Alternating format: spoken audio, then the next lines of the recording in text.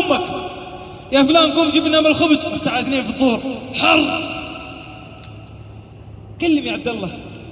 عبد الله نايم يا ولدي. يا الله، شفت كلمة يا الله أوف هذه، أو كلمة يا الله. طيب شفت رفعت الصوت هذه. الله قال لنا اللي أقل منها كلمة أوف. ألا تقل لهما أف ولا تنهرهما وقل لهما قولا كريما. أسألك بالله، كيف أسلوبك إذا قابلت أعز أخوياك من مدة طويلة، وكيف مقابلتك مع أمك من مدة طويلة؟ أقسم بجلال الله أنه فيها فرق. وأنا أحلف بالله قد ترحب بأمك دقيقة ودقيقتين وثلاث، بس خويك من يوم ما يجلس من على الفرش لين يقوم وغسل يده من العشاء وانت ترحب وتضيف إلى آخره. وقل لهما قولا كريما. هل منا واحد رد على أمه قال هلا بتاج راسي، هلا بقلبي، هلا بحياتي، هلا بنور الدنيا وما فيها؟ اختصر لك الموضوع، ايش مسمي امك بجوالك؟ جاوب نفسك، جاوب نفسك. احد الشباب مسمي امه بجواله، تدرون ايش يا اخوان؟ مسمي امه بجواله باب الجنة. عجل ورد. باب الجنة، عجل ورد. إما يبلغن عندك الكبر أحدهما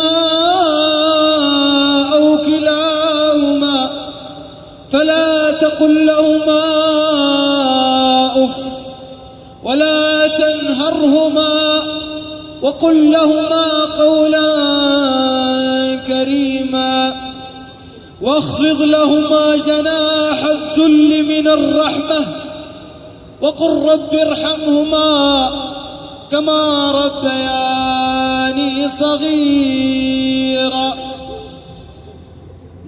تذكر أول يوم دخلت فيه المدرسة من كان معك؟ حبيبي تاج راسي، هل قد سلمت على رجل أمك؟ اسأل نفسك.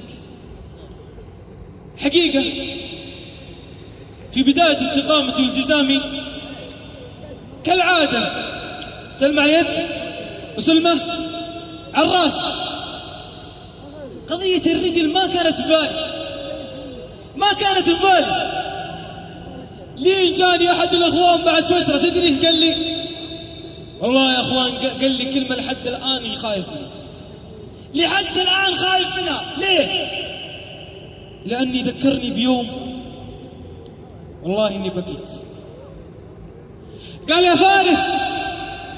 فارس روح حب على رجل أمك، في باطن رجل أمك، روح سلم عليها الحين، لا يجي يوم والله تندم كل الندم.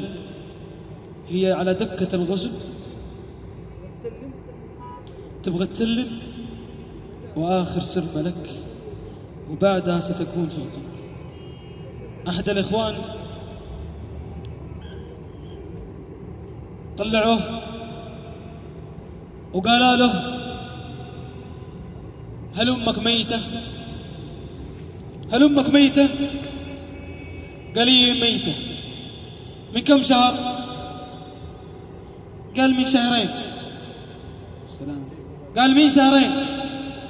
قال اسمع معايا، قال لو أمك الحين، أمك قبل فترة قريبة ماتت، لو أمك الحين دخلت مع هذا الباب، إيش أول كلمة؟ والله ما أتكلم، والله ما أتكلم، لكنه جاوب بدموع، فبكى بكاء عظيم. حبيبي تاج راسي، بل جاء عنه خبر إنه اليوم الثاني راح زار أمه في المقبرة. كثير ممن يموت والديه وعهده بالقبر آخر يوم ودع. هذا عقوق، هذا عقوق. طيب يا شيخ أنا مات أبوي، ماتت أمي، كيف أبرها؟ في طرق، في حلول. هل أخذت عنها عمره؟ هل يوم من الأيام تقول لي يا شيخ طفران ما يمدينا تصدق 5 ريال ورحت وحطيتها في وقف